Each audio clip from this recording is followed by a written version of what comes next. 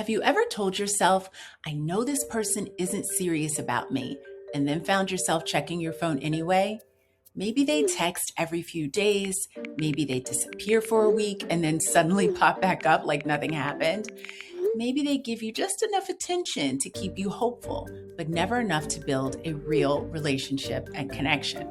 If that sounds familiar, you're probably dealing with something called breadcrumbing, right? We've all heard of it. And today, I want to talk about why breadcrumbing is so incredibly hard to walk away from a brain point of view. Because most people think the problem is the other person, and I don't.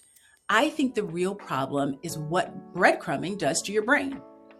One of the things I've noticed over 25 years as a clinical psychologist is that people are often frustrated with themselves when they get in these situations. And they'll say things to me like, Dr. Renee, I know better. I know he's not serious. I know he or she's wasting my time.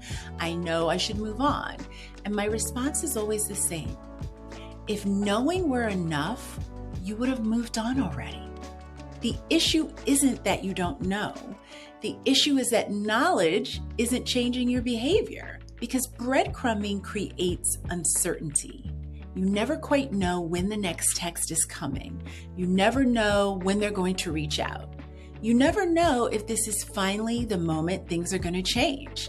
And that uncertainty can become incredibly powerful, especially if you've experienced inconsistency in previous relationships, and especially if you've struggled with rejection sensitivity or abandonment or loneliness or feeling unseen, because now your brain isn't chasing a relationship, it's chasing relief.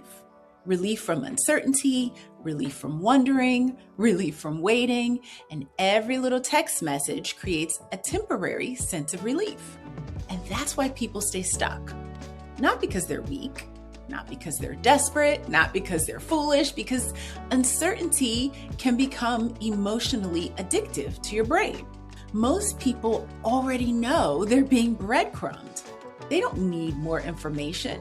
They need help understanding why that information isn't creating the freedom, the motivation, the strength to move on away from something that's hurting them. And it's one of the reasons so many people feel frustrated.